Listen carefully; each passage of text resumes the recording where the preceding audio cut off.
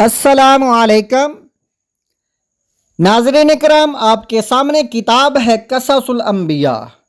اس کتاب سے ہم آپ کو پڑھ کر سنائیں گے حضرت اسماعیل علیہ السلام کی پیاس اور اللہ تعالیٰ کا آپ کو زمزم عطا کرنا۔ آب زمزم کی اللہ تعالیٰ نے آپ کو کیسے عطا کیا، اور ابراہیم علیہ السلام کو خواب آیا کہ اپنے بیٹے اسماعیل کو ذبح کرو۔ یہ قربانی کا واقعہ اور آب زمزم کا واقعہ ہم آپ کو پڑھ کر سنا رہے ہیں۔ آپ سے گزارش ہے ویڈیو کو مکمل دیکھیں، لائک اور سبسکرائب کریں اور ثواب درہ حاصل کریں۔ زمزم کا کنواں۔ ایک مرتبہ اسماعیل کو پیاس لگی۔ ان کی والدہ نے انہیں پانی پلانا چاہا، مگر پانی کہاں؟ مکہ میں کوئی کنواں نہ تھا اور نہ کوئی دریا اور نہر۔ ہاجرہ پانی کی تلاش میں تھیں اور صفا پہاڑی سے مروہ تک اور مروہ سے صفا تک دوڑتی تھی۔ اللہ نے ہاجرہ کی مدد کی اور اسماعیل کی مدد کی، اور ان دونوں کے لیے پانی پیدا کیا اور پانی زمین سے نکالا۔ اسماعیل علیہ السلام اور ہاجرہ نے پیا۔ پانی زمزم کے کنویں کی صورت میں باقی رہا۔ اللہ نے زمزم کو بڑی برکت دی، اور یہ وہی کنواں ہے جس سے لوگ حج میں پیتے ہیں اور زمزم لے کر اپنے اپنے ملکوں کو جاتے ہیں۔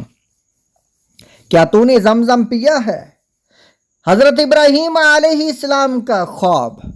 ابراہیم علیہ السلام مدت کے بعد مکہ واپس آئے۔ اسماعیل علیہ السلام اور ہاجرہ علیہ السلام سے ملے۔ ابراہیم علیہ السلام اپنے بیٹے اسماعیل علیہ السلام سے خوش ہوئے۔ اسماعیل علیہ السلام چھوٹے لڑکے تھے، دوڑتے کھیلتے اور والد کے ساتھ نکلتے تھے۔ ابراہیم علیہ السلام بہت پیار کرتے تھے۔ ایک ابراہیم علیہ السلام نے خواب دیکھا کہ وہ اسماعیل علیہ السلام کو ذبح کرتے ہیں، اور ابراہیم علیہ السلام سچے نبی تھے۔ ان کا خواب سچا خواب تھا، اور ابراہیم علیہ السلام اللہ کے دوست تھے۔ انہوں نے ارادہ کیا کہ جس چیز کا انہیں خواب میں اللہ نے حکم دیا ہے کر گزریں۔ ابراہیم علیہ السلام نے کہا، بے شک میں خواب میں دیکھتا ہوں کہ میں تمہیں ذبح کرتا ہوں، تو دیکھ تیری کیا رائے ہے؟ اسماعیل علیہ السلام نے کہا، اے ابا جی، آپ وہ کر گزریں جس کا آپ کو حکم دیا گیا ہے۔ اگر اللہ نے چاہا تو آپ مجھے صبر کرنے والوں میں سے پائیں گے۔ ابراہیم علیہ السلام نے اسماعیل علیہ السلام کو ساتھ لیا اور ایک چھری بھی لی، اور جب ابراہیم علیہ السلام منع پہنچے، اسماعیل علیہ السلام کو ذبح کرنے کا ارادہ کیا، اور اسماعیل علیہ السلام زمین پر پہلو کے بل لیٹ گئے۔